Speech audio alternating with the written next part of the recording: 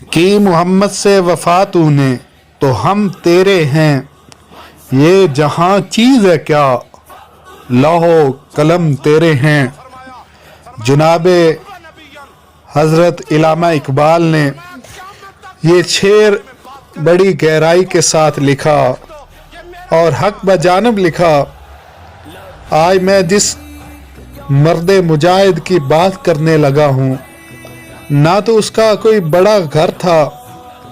نہ جائیدادیں تھی، نہ کوئی کوٹھی بنگلے تھے، نہ مال و زر تھا، اور نہ کوئی پیری مریدی تھی،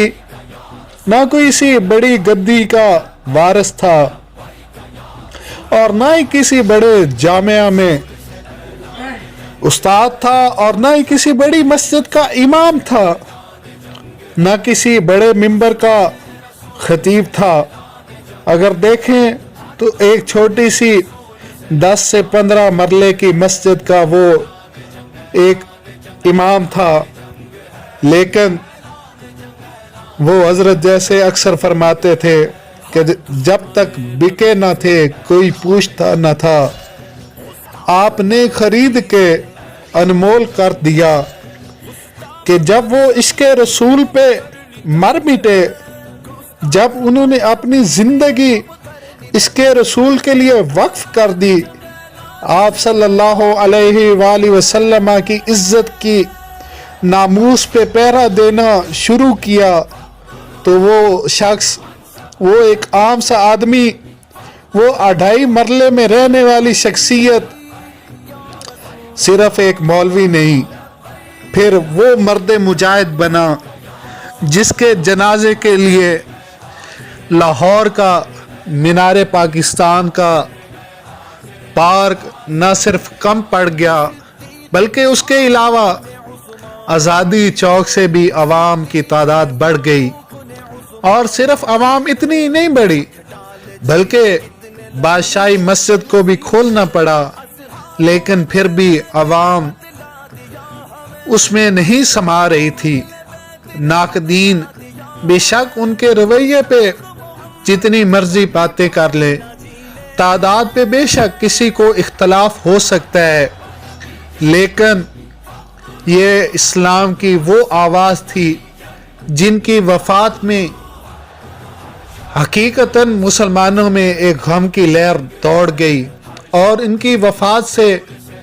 کفر میں شادیانے بجے، وہ خوش ہوئے کہ مسلمانوں کی ایک وہ آواز، ناموس رسالت کے لیے ایک گرجدار آواز، وہ آج چپ ہو گئی ہے۔ انہوں نے شادیانے خوشی کے بجائے ان کی خوشیاں یہ ظاہر کرتی ہیں کہ یہ مرد کلندر بابا خادم حسین رضوی ایک سچا اور پکا عاشق رسول تھا۔ جیسا کہ امام احمد بن حنبل رحمہ اللہ علیہ، جب آپ زندہ تھے تو آپ کو قید بھی کیا گیا،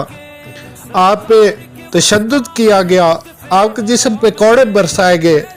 لیکن آپ فرمایا کرتے تھے کہ ہمارے فیصلے ہماری زندگیاں نہیں بلکہ ہماری صداقت کا فیصلہ ہمارے جنازے کرتے ہیں۔ اور جب امام احمد بن حنبل نے وفات پائی تو اس وقت کے لوگوں نے دیکھا کہ وہ شاید اس کی گلیوں میں تل دھرنے کو جگہ نہیں تھی۔ اسی طرح جب جناب خادم حسین رضوی مجاہد اسلام کی وفات ہوئی تو لاہور کی سرزمین، لاہور کی آب و ہوا، اور صرف لاہور ہی نہیں بلکہ پوری دنیا کے میڈیا نے یہ بات ریکارڈ کے ساتھ نشر کی کہ بلا شبہ اس بندے کے جنازے نے یہ ثابت کر دیا کہ یہ ایک پکا اور سچا عاشق رسول تھا۔ اور صرف پاکستان کی عوام نہیں بلکہ شام، ایران، ترکی، ہر جگہ کے لوگ، صرف عام لوگ ہی نہیں بلکہ وہاں پہ مشائخ، علماء اور درد دل رکھنے والے لوگ شامل ہوئے۔ یہ بندہ جو عشق رسول میں ڈوبا، ظاہری طور پہ ना कोई बड़ी जायदाद, ना कोई बड़ी दौलत, लेकिन उसके दिल में सबसे बड़ी दौलत जो कि एज ए मुस्लिम और इस दुनिया में भी अगर देखें तो वो सबसे बड़ी दौलत इश्क़ रसूल की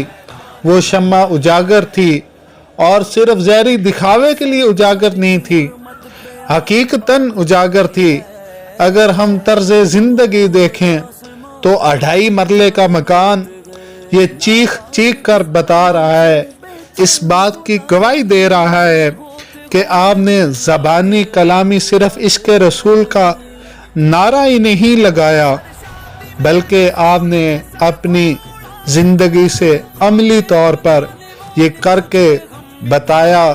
कि जेब में बेशक आपके पैसे ना हों, आपके पास जायदादें बंगले बेशक ना हों, लेकिन जब दिल में शम्मा रसूल, शम्मा इश्क़ रसूल की ये शम्मा जल जाती है तो दुनिया आपकी मुतरफ होती है। और सिर्फ आपकी ज़िंदगी में ही नहीं बल्कि आपके जनाजे पे, सिर्फ आपके जनाजे पे ही नहीं, अगर आज हम उनकी वफ़ात के बाद उनकी कब्र पे देखें, वहाँ पे भी रोज़ाना की तादाद में हज़ारों लोग इस बात की गवाही दे रहे हैं कि जब तक आप इश्क़ रसूल में सच्चे दिल से नहीं डूबेंगे, आपका नाम ख़त्म हो जाएगा, आप कभी कामयाब नहीं हो सकते। जैसे शायर कहता है, फना फिल्लाह की राह में बका का राज मज़मर है, फना फिल्लाह की राह में बका का राज मज़मर है, जिसे मरना नहीं आता उसे जीना नहीं आता। और जो इश्क़ रसूल के नाम पे मर मिटता है फिर वो मरता नहीं है। जैसे बाबा बुल्ले शाह ने फरमाया था, वे बुलिया असा मरना नहीं, गोर पिया कोई होर, फिर वो मरता नहीं है बल्कि हमेशा के लिए अमर हो जाता है और ज़िंदा हो जाता है। और यही इल्लामा इकबाल ने फरमाया कि मोहम्मद से वफ़ा तूने तो हम तेरे हैं, ये जहाँ चीज़ है क्या लौह कलम तेरे हैं। सिर्फ ये दुनिया ही नहीं बल्कि फिर आखिरत में भी अल्लाह तबारक व तआला आला मकाम अता फरमाता है।